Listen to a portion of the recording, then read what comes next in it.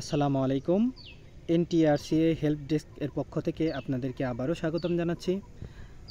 আজকে যে বিষয়টি নিয়ে আলোচনা করব, অনেকে জানতে চেয়েছেন যে আসলে শিক্ষা প্রতিষ্ঠান কিভাবে চয়েস দিতে হয়, কতগুলো চয়েস দিতে হয়, এটার কোনো বাধ্যবাধকতা আছে কিনা এই সম্পর্কে বিস্তারিত আলোচনা করব এবং আরও আলোচনা করব কিভাবে চয়েস দিলে আপনাকে অবশ্যই এনটিআরসি চূড়ান্ত সুপারিশ করবে। তো চলুন এই বিষয়ে জানবো। তার আগে বলতে চাই, যারা আমার এই চ্যানেলে নতুন এখনও সাবস্ক্রাইব করেননি তারা অবশ্যই সাবস্ক্রাইব করবেন এবং বেল বাটনটি অন করে রাখবেন এবং এই ভিডিওটি বেশি বেশি করে শেয়ার করবেন।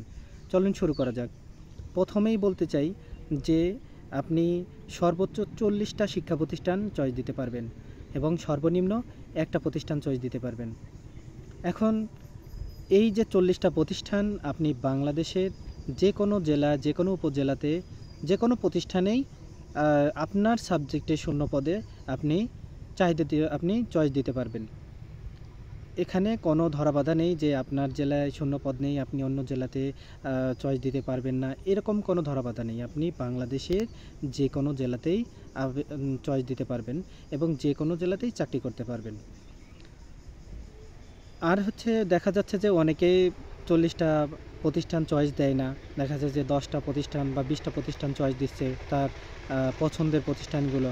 এখন দেখা যায় কি যে ওই 10টা বা 20টা প্রতিষ্ঠান চয়েস দিলে তার মধ্যে যদি আপনার মেধা তালিকায় আপনি না পড়েন তাহলে আপনাকে চূড়ান্তভাবে সুপারিশ করবে না, তখন দেখা যায় যে আপনার চাকরিটা হবে না। তো আবার অনেকে দেখা যায় যে 40টা প্রতিষ্ঠানই চয়েস দিয়েছে, তারপরেও তাকে চূড়ান্তভাবে সুপারিশ করা হয়নি। এর একটা কারণ আছে। এর একটা কারণ হচ্ছে এনটিআরসি যে চয়েস অপশন দেয়, এই চয়েস অপশনের শেষের দিকে আপনাকে একটা ইয়েস অপশন থাকে।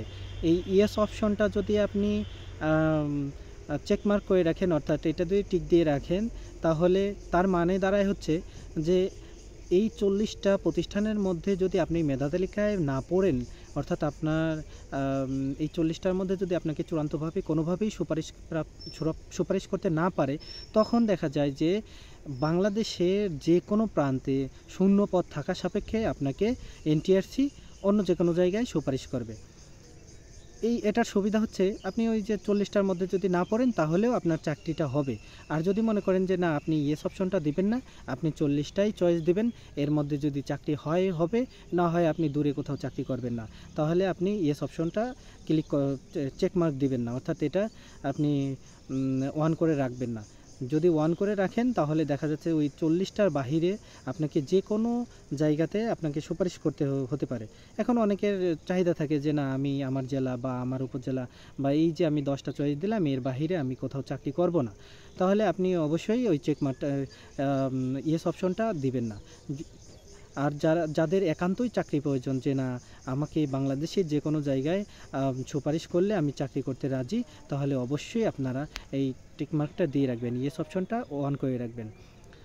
ধন্যবাদ সবাইকে। আর যদি কোনো তথ্যের প্রয়োজন হয় তাহলে অবশ্যই কমেন্ট করে জানাবেন। ধন্যবাদ।